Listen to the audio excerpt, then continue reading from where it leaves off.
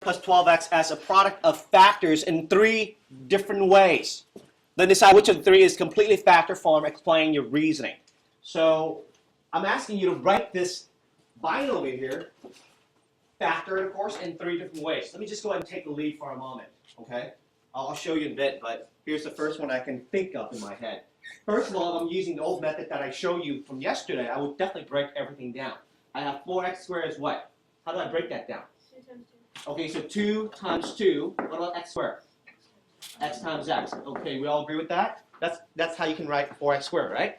What about 12x? 3. 12. 3 times 2 times 2, okay. So 2 times 2 times 3 times x. So this is the factor form. Now watch this. My first combination, I can certainly use something like this. I'm like, wait, I see something common on both sides, at least a 2, right?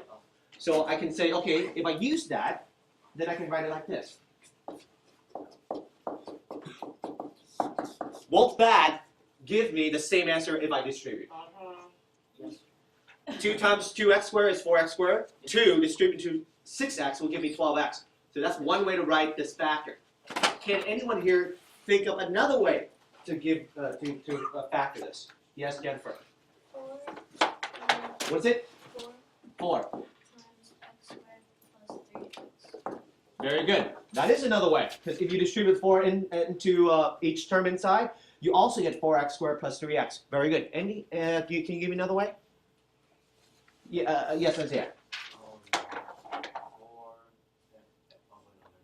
Is there another way that we can actually write? 1. It's more than that. Not 1. If it's 1 outside, it's the same thing. Anything else?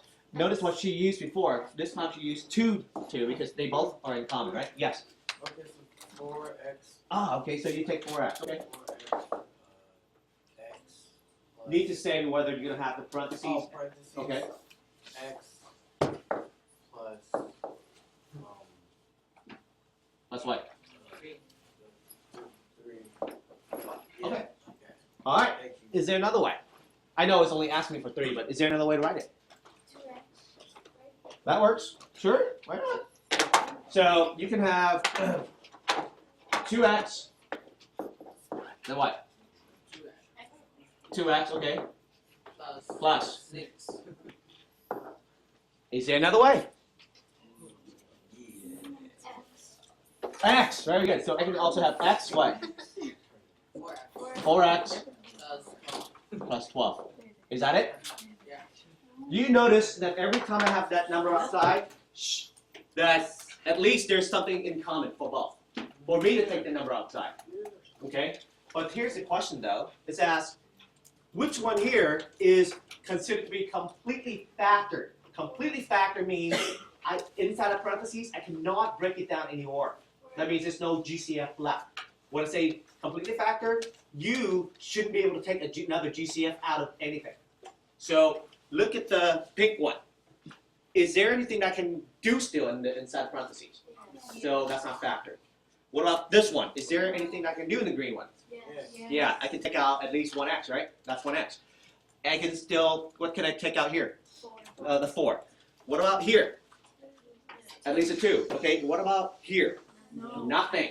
That means I can only take out a 1, right? Remember how if we end with a 1, that's like the signal for us to end the problem, that hey, it's done, we cannot take out anything anymore. So because of that, this blue is considered to be factored completely. Okay? So you ask, okay, well, instead of doing something like this where you have to break it apart, and well, I can kind of show you here on how the blue came about if I use the factor form. Watch this. 2 times 2 times x plus 2 times 2 times 3 times x. I notice that I have this pair of 2's in common, right? So I cross it out. Won't that give me 4 outside? I also see x in common. That's why I have x outside. If I cross them out, what do I have left over? Isn't it just x plus 3 left? That's how I get x plus 3 inside of parentheses. Okay? That's one way to do it. I don't want you to think that is the only way. Let me show you the fresh approach that we just did, the ladder method, right? So here it is. 4x squared plus 12x. Here it comes. So we got 4x squared plus 12x. If we're going to apply the ladder method, let's start with the baby step. What do you think I can divide by? 2. By 2. Okay? So if I divide by 2, I get what here? 2x squared plus 6x. And with the 2 and the 6, I can still divide another 2, right? So that means I get what in here? 1x squared? 1x squared Plus? 3. Okay. Now, of course, I know that the next step can be divided by 1, right? I know it's over, so I don't have to write that step. But now I have to deal with the variable. Once I'm done with the number, let's deal with the variable. With the x squared and x, we talked about this yesterday. How do I find the GCF of x squared and x? What do you pick though? Yeah, you pick the biggest or the I smallest? mean the smallest. The smallest one. Which x here is the smallest? 3x. X to the first. Yeah, very good. So I just take that x out, right? And this is just like a counting game, so to speak. Watch this. If I take an x out of x squared, how many x's do I have left? 1x. So don't just write 1x, right? If I take an x out of 3x, what do I have left? 3. Just the 3. You see it? And so, if you take the side here and multiply them up, what will that give you? 4x. And the inside here is inside the parentheses. Won't you get that the same answer? Okay. And so this is another approach that you have to use. Some of you will definitely like this one better than the other one. It's systematic, step by step. Okay? You see how it works so far? Don't worry, we'll have more examples, so don't panic yet. We're good? So we'll take care of the numbers first, then we'll go back and take care of the variables. So let's take a look at our first example that I have here for you. Don't worry, don't look at this one yet, just look at the top. Okay, 5a squared minus 15. So this is what I have for you as a binomial, and I say factor it completely if you can. Let's start with let's use the ladder then. What can you divide both by? By 5. See? Because both of them ends in 5, so you know for sure they can be divided by 5. So use some common sense. Like if they both ends in even, you know it can be divided by 2 at least. So by 5, if each divide by 5, what do you have? A squared left and minus 3. And then what do you think can go next? 1. The 1. So just over. And then you say, wait, variable? Is there anything we can do with the variable in this case? No, because there's no a here, right? So we're done. So that means I can just go that, take that 5 and multiply it in, and that's how we end our problem. Is it? Nothing left that I can do. Wait, how come we didn't multiply 5 and 5? Okay. First of all, wait. You got confused here. You're dividing this by 5 to get a squared minus 15, right? Yeah. Last step, technically, aren't you dividing this by 1? Because there's nothing left? 5 times 1. Oh, 3, sorry. Right? Is that correct? There's nothing left to take out, so to speak. This here signals that this is over. We're done taking out GCF. So that means whatever you have outside here, you multiply, which is a 5. Whatever you have left inside the ladder, that is inside the parentheses.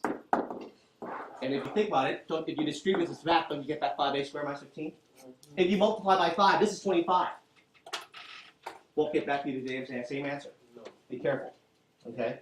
So, save the confusion. Let's take a look at the next problem. Makes more sense. Take a look at this next one. Look at the ladder. Here we go. What can both be divided by? 2. 6. Okay, by 6. Fine. By 6, that means you have left. What do you have left inside? 6. 6 xy squared minus ax squared y. Fine.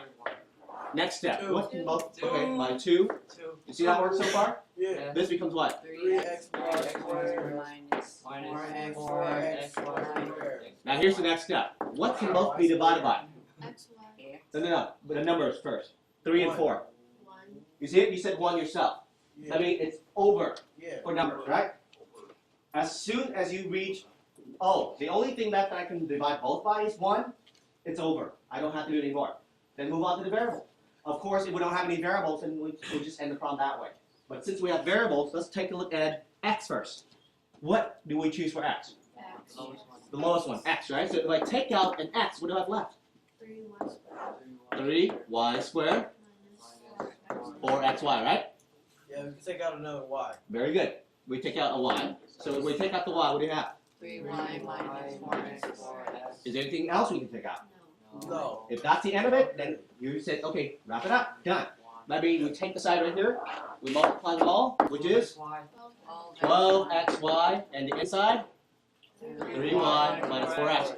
And Isaiah, you really want to see if it's going to get back to the original form if you distribute. Look, 12 times 3 is 36. xy times y, xy squared.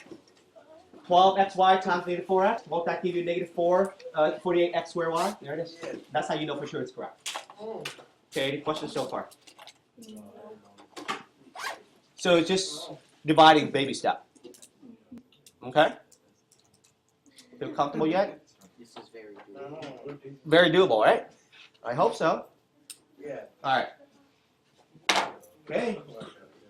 Try this one yourself. Here it is. Go.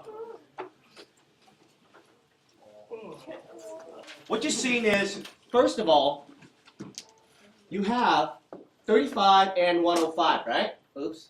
There it is.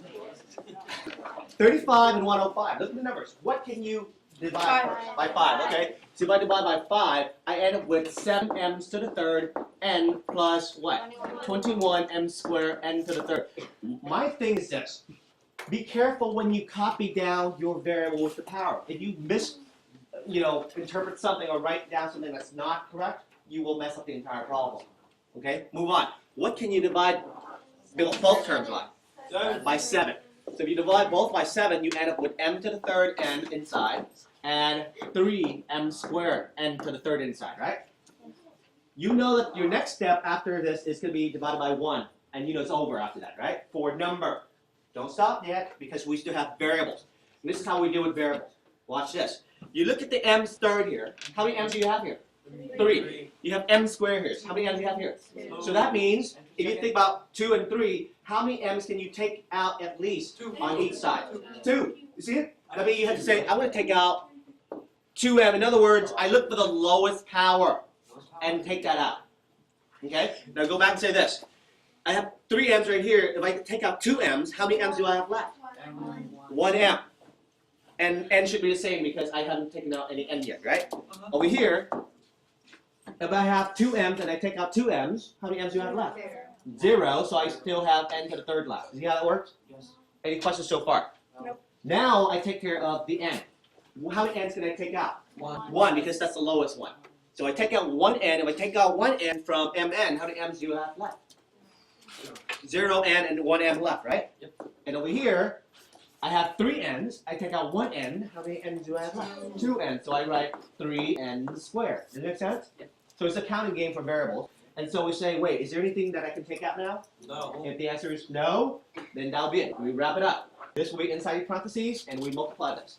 5 times 7 is 35 times m squared times n, which ends up being 35 m squared times n. Here's the parentheses, and here's the parentheses. We can go and box that. There is your factor form. See that? Yes, Isaiah. Why is it called a ladder? Because it looks like a ladder. It looks like an It doesn't look like a ladder. Just go with it. I'll go. Okay, sure. Moving on. We're good? So here's another practice form probably for you here. Give us a spot. Erase the green, please. There, green. Wait, no, another spot. Relax, relax. Okay, I'm gonna go up there. there. you go. There you go. Go ahead. I was Get this right this time.